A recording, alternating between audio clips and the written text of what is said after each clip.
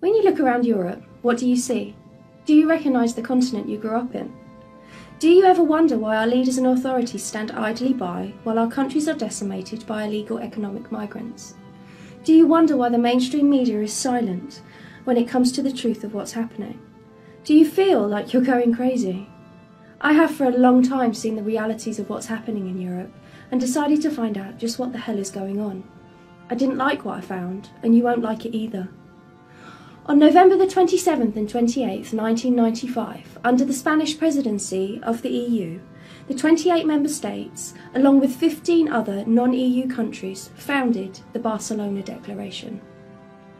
What's that, you say? You've never heard of it? Well, of course you haven't, because this single agreement is solely responsible for the destruction of Europe. So what is it? Known as the Barcelona euro-méditerranéenne Declaration of 1995, which was agreed upon by the EU, Morocco, Algeria, Tunisia, Egypt, Jordan, the Palestinian Authority, Syria, Lebanon, Turkey and Israel. This agreement, under the guise of being a trade deal, is actually an agreement to flood Europe with migrants from Islamic countries. But why would they want to do that, you say?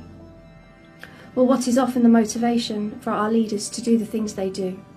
Greed and self-interest, of course. In exchange for flooding Europe with Muslim migrants, they get trade deals and backhanders from the Arab world, who we know are hell-bent on turning the world Islamic and silencing anyone who dares speak out against their oppressive and hateful ideology. In exchange for these trade deals and financial backhanders, the EU has promised to offer integration into the expanded internal market of the EU and the possibility to obtain free movement of goods, services, money and people, to shut down all speech deemed to be Islamophobic, xenophobic and racist, and allow special privilege to Muslims. The declaration took effect in 2010 when boats loaded with migrants started arriving from the African continent under the guise of being refugees desperately fleeing war. The media exposed us to images of dead children on an almost daily basis to evoke the emotion and sympathy with their plight, while at the same time distracting us from the reality of what was actually being played out. 2010 was the beginning of the end for Europe, and it has been in decline ever since. Despite the media's best efforts to keep the truth of the situation under wraps with their refusal to report the realities of the crisis, thanks to social media and the internet, we are able to see daily the realities of what is happening in Europe. The abhorrent rise in sexual assaults and rapes, the thousands of cases of child abuse, the mind-boggling number of cases of FGM. And then there's the acid attacks. It's no coincidence that since 2010, Britain has seen over 1,800 acid attacks, equating to one attack every other day, making us the acid attack capital of the whole world. This phenomenon, along with Pakistani grooming gangs, which have again been ignored by our wonderful mainstream media, unless the perpetrator is, of course, white. Then there's the terrorist attacks in Paris, London, Manchester, Belgium, Germany and Sweden. It seems even the killing of our children is considered fair game by these Islamic terrorists, all the while our leaders' pockets are being lined with blood money. And while Muslims are afforded what is in reality special privileges to preach hate in our streets, protest our military, burn poppies, rape our children, murder our women, and generally do whatever they please, anyone who dares speak out or stand up against what is happening is smeared with the unfounded labels of racist, Nazi, bigot and Islamophobe. But these labels have no effect at silencing us anymore. We are starting to fight back. Make no mistake, this is the genocide of Europe. Our cultures, our heritage, our traditions and values are all under attack. The freedoms that make Europe such an amazing continent are under threat, including women's rights, the protection of children, the rights of the LGBT community that were fought for over many decades and finally secured, are now at risk from the oppressive, hateful and intolerant ideology of Islam. Women in parts of Europe are scared to go out alone at night in Muslim-majority areas.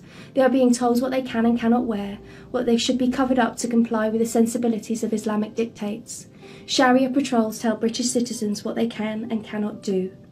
Our legal system is used against us to protect Muslims, while non-Muslim British people are punished harshly for trivial things perceived as Islamophobic.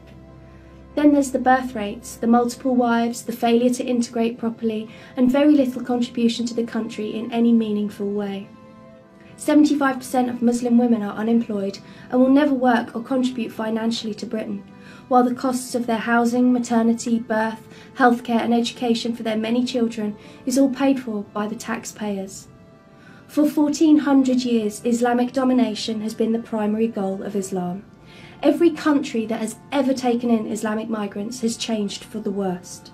You only have to look at countries like Iran, Afghanistan and Syria to see how conservative Islam changes a country from free and progressive to an oppressive hellhole for anyone except Muslim males.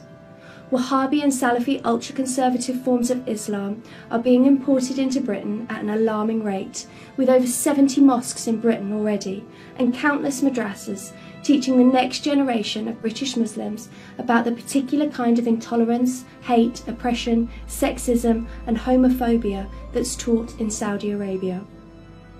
The number of women walking around in the niqab has exploded, and entire towns are now almost completely Muslim.